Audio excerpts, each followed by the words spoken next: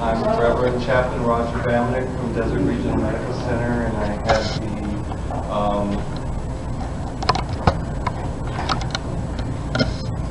be able to meet Boyd and Robert and Georgia and several of their friends that evening. So I'm here today to allow to facilitate the process of the grief and to bring things together here so that we're able to continue on our daily life and to have a talk about Boyd and just to have some sharing and caring here. So today we're here to gather and celebrate the life of Boyd Alexander Derry. Boyd was born into this world in Cleveland, Ohio, as a child of God to his parents, to Georgia and William Elton Derry, on February 7, 1973. Boyd was raised in Ohio and lived there most of his life. As God's children were all uninhibited and always curious about what's out in the world, what's out there, what do we see, what do we experience. And so we have no fears. We just always go forward into the unknowingness and to find the answers of life. And that's how we all live every day. So there's a lot of unknowns, and we're there for that. There were many trials and tribulations in Boyd's life. He enjoyed music, he enjoyed being outdoors and living life to its fullest. He enjoyed his motorcycles. He enjoyed his family, his friends, all the people that he loved in his life, all of you that he had daily contact with. Boyd was an independent kind of guy, and he enjoyed motivating others. But at a very young age, he had an affection for pizza and for working in the local pizza shop. He was putting it all together there. I think he had a plan that putting things together like that and learning how things worked. He soon fell in love with the pizza business. He always had a great smile to share with all those that he came in contact with. And if you didn't have a smile, he'd give you one of his.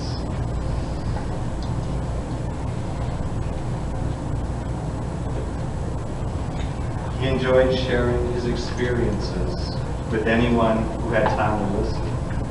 He always had a story to tell, and he always enjoyed hearing others' stories. He was a great handyman who could be called on to fix just about anything at any time, always leaving his customers with a smile. Boyd's first love was a fundraiser for the Cleveland Police Department, the Patrolmen's Memorial Fund, which was a fund for fallen officers and to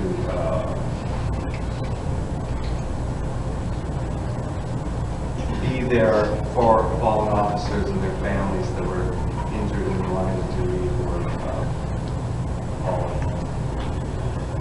Just 1 week prior to his death, Boyd was in Cleveland, and he was awarded an honorary policeman status with a badge from the Cleveland Police Department. And I'm sure that has lit him up. It lit him up. Boyd was all about the relations in his life and with all the people that he maintained those relationships with. Boyd was curious about many things, and he was always willing to try something new. He celebrated his life with all the people that he enjoyed doing things with every day. He took pride in all of his work and all of his activities and all of his friends and his family, all those that he loved. He enjoyed celebrating the lives of others. Boyd had celebrated many challenges in his life and cherished every day with his love Robert for 8 years, 8.5 years. So Boyd and Robert had such an undying commitment in their lives for each other.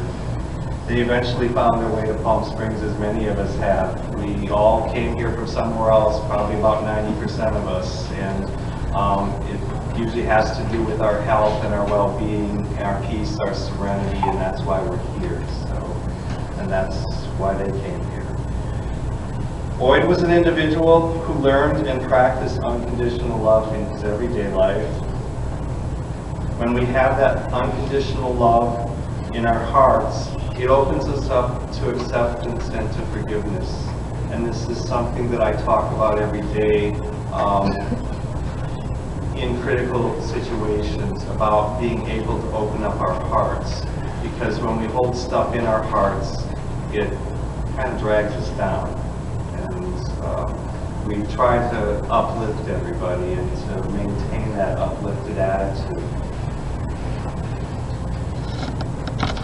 When we have that openness in our hearts, it allows us to share that love with others, as Boyd was an example of, that he always had that smile, he had that caring attitude, and that's how we should all live, by his example.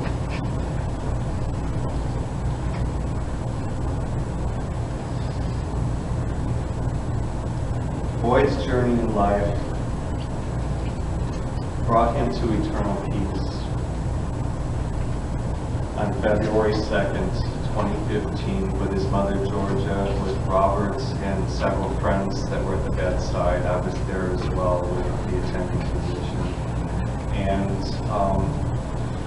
there was a sense of peace in the room. There was great peace that came about in there. And for those that were there, had that experience. And I just want to say thank you for allowing me to be there with you during that time. When somebody suddenly leaves the planet, they leave an emptiness. There's a large void that's left in our hearts. That heart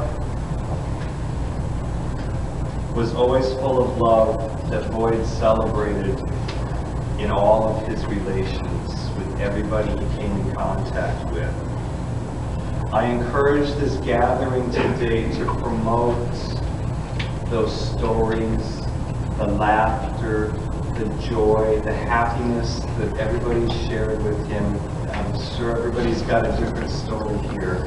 And to be able to come up here and to share your words, your experiences with Boyd, and to allow that to begin the process of healing today. So I know that Boyd is here with us truly in spirit, and that he travels every day. He's here. He's with Robert, he's with Georgia, he's with all of his friends. If somebody's pulling a little stunt on you, just acknowledge his presence, because he's going to be there. He's already here now. So I'm going to music now.